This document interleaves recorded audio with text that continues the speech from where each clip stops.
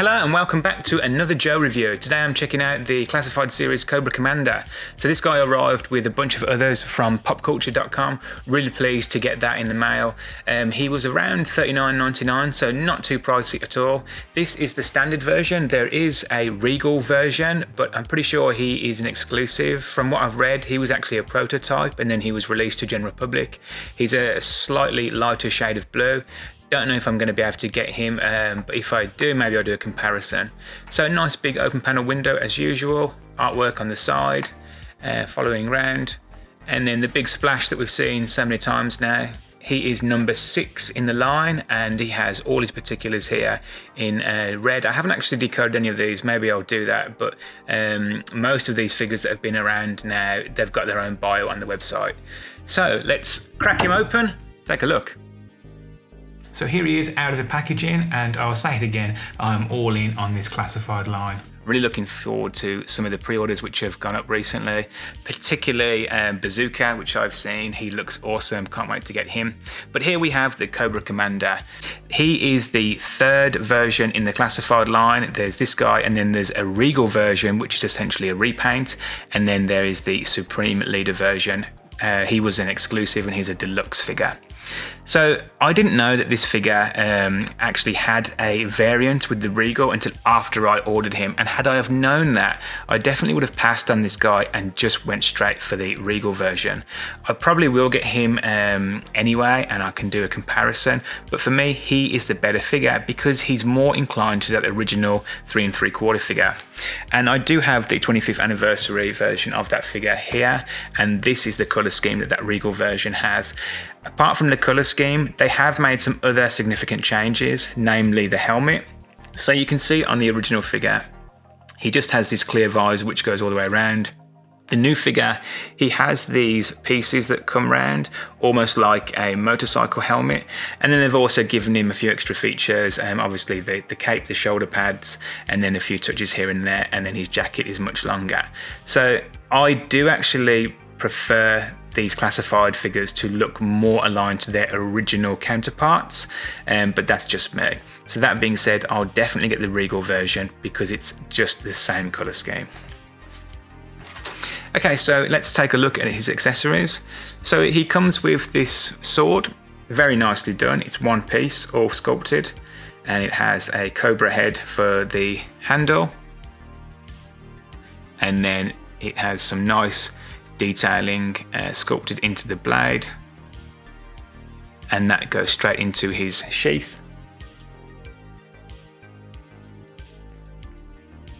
And then he also comes with a pistol. Now this is nice, but I think they missed a trick by making it all silver. They really should have given it some gold accents, or maybe some wood coloured brown. But that being said, it is nice. They have sculpted in a snake all along the barrel, and they've also included a cobra head for the handle. So nice attention to detail. And then this is the first figure in my collection that comes with alternate hands. I wish some of the other figures would come with alternate hands. So he has a left fisted hand, a right trigger hand, but he also has a right pointing hand and a left clawing hand or gesturing hand. So taking a closer look at the figure, although I'm not a fan of the darker blue, I'm not too concerned with the changes that they've made. I'm not a huge fan of the cloak. It's nice, but I'd probably remove it if I could. I don't know that I can remove it without removing the sheath because this is all attached. So starting off with that, nice soft plastic at the back, black on one side and then red on the underside, and then that follows through onto the shoulder pad where we have this gold trim done in like scales, and then similar scales across the top in silver. The Cobra emblem in gold, and then moving around through the rest of the belt, follows all the way around to the sheath. And the sheath is just one solid piece, very soft plastic, again with that scale texture across it, and then this gold, supposed to be chains I guess. The helmet is, yeah, in my opinion, it deviates a little bit too much. It's not too bad, but I would have preferred the original look. This is one piece, but you can actually move those back. So I guess if you were feeling bold enough and it really bugged you, you could probably modify that to make it look a little bit more like its original counterpart. It does have some nice gold detail, silver detailing around the sides, and then this matte black paneling. But what I like particularly is this nice black scale that they've given him all around the top, around his shoulders, and then also further down on his coat. I quite like that. And he even has it on his trousers, but it's in a deeper red, following all the way down. Moving back up to the top, he has the nice big Cobra emblem in a deep red on his chest. And then this gold chain, which is just a soft plastic, and then gold buttons. And then moving down, his boots are all sculpted, just one piece to the ankle and then a separate piece for the actual foot. And the shoe, actually, it's sculpted individually here, so you can see it's segmented. It's really quite a nice touch, but I do think they missed a trick by making it all black. They could have possibly given that some highlights, maybe some gold or some silvers, just to give it a bit of a unique look. So, that being said, oh, and also he does have nice Cobra emblems on his gauntlets, on both arms, and that's just on a black with silver edging gauntlet. Okay, so moving on to articulation. So articulation, I've come to expect high things from this classified line.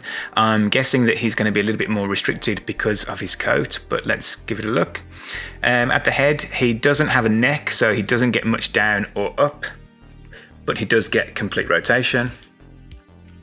The shoulder is a butterfly joint, so heaps of movement there. And then he has the bicep swivel, double jointed elbow, and then the peg at the wrist, and these wrists are actually removable, or these hands rather are removable. And then at the waist, or rather at the chest, so his ab crunch is a little bit higher, but you can actually get some crunch, but it is very stiff.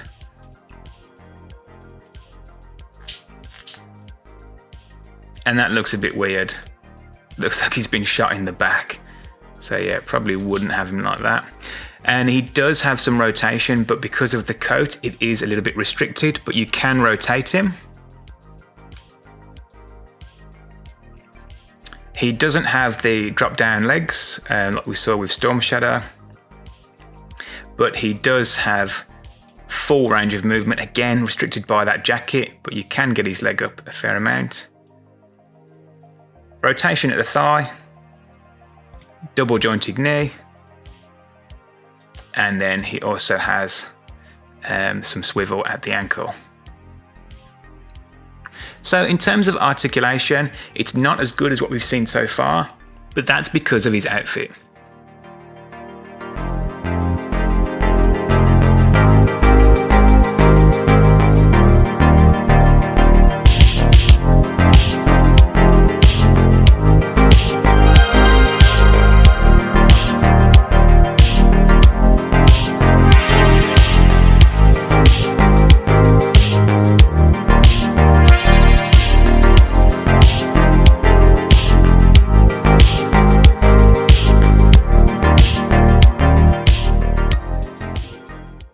So my final thoughts on the classified Cobra Commander. Now you've got to have a Cobra Commander in your collection, particularly if you're more inclined to collecting the Cobras over the Joes. So the question really should be, which of the three that Hasbro have to offer is the right one? This one certainly isn't bad. I do like this figure. Great articulation, nice paint applications, and it comes with extra hands, which for me is something some of the other figures should definitely have. I don't really like the changes they've made to the helmet. I'm not a huge fan of the cape, but it's not a deal breaker. The one thing that I would change is that colour scheme, and that must be something that others wanted because Hasbro have released that Regal version. He is a little bit pricier, but I will try and get him, and for me, he'll be my default Cobra Commander. But as it stands, this is certainly not a bad figure.